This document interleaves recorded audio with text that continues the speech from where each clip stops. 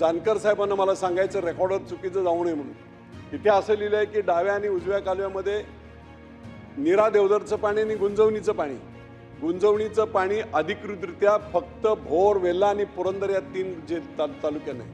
महाविकास आघाडीचं सरकार असताना धरण मी पूर्ण केलं, परंतु त्या पाण्याचं वाटप करताना मग असं केलं होतं, जोपर्यंत पुरंदर पर्यंत पाईपलाईन पूर्ण होणार नाही तोपर्यंत 60% पाणी डाव्या कालव्याला आणि 40% पाणी उजव्या कालव्याला, असा ठराव मंत्रिमंडळाने मंजूर केला होता। पण त्या अधिकृत फक्त जोपर्यंत आमचं पाईपलाईन पूर्ण होत नाही तोपर्यंत, रेकॉर्डवर चुकीचं जाऊ नये, गुंजवणीचं पाणी फक्त वेल्हा, भोर आणि पुरंदर या तिघांनाच आहे। म्हणून माझे 2 स्पेसिफिक प्रश्न आहेत। 125 कोटीचा रिअप्रोप्रिएशनचा जो प्रस्ताव आलेला आहे त्याला त्वरित मान्यता द्याल का, एक, आणि दुसरा सुधारित प्रशासकीय मान्यता, जेणेकरून पुढे काम आणखी जोमात सुरू होईल, त्या बाबतीत सुधारित प्रशासकीय मान्यता लवकरात लवकर मंत्रिमंडळापुढे आणून आपण मान्यता देणार।